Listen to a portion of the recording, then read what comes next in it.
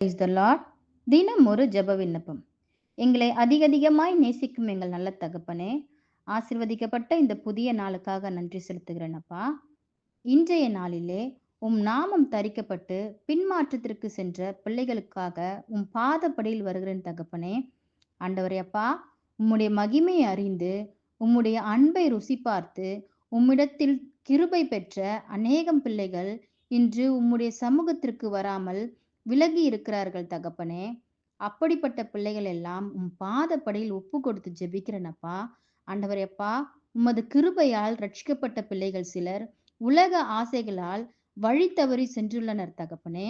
ஆண்டவரே அப்பா, அவர்களுடைய மனதை சுத்திகரித்து அவர்களின் இருதயத்தில் புதிய ஆவியையும் உம்முடைய அன்பை மீண்டுமாய் அறியும்படியாக உணர்த்துங்கள் தகப்பனே.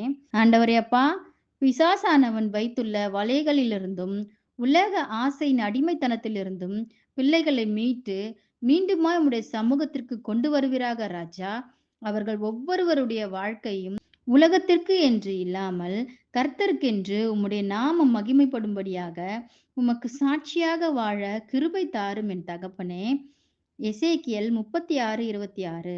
உங்களுக்கு நவமான இருதயத்தை கொடுத்து உங்கள் உள்ளத்திலே புதிதான ஆவியை கட்டளையிட்டு கல்லான இருதயத்தை உங்கள் மாம்சத்திலிருந்து எடுத்து போட்டு சதையான இருதயத்தை கொடுப்பேன் என்ற வார்த்தையின்படியாக பின்மாற்றத்தில் சென்ற ஒவ்வொரு பிள்ளைகளின் கல்லான இருதயத்தை உடைத்து நவமான ஆவியையும் சதையான இருதயத்தையும் கொடுத்து மீண்டுமாய் உம் சமூகத்திற்கு வர செய்வீர் என்று விசுவாசிக்கிறேன் தகப்பனே.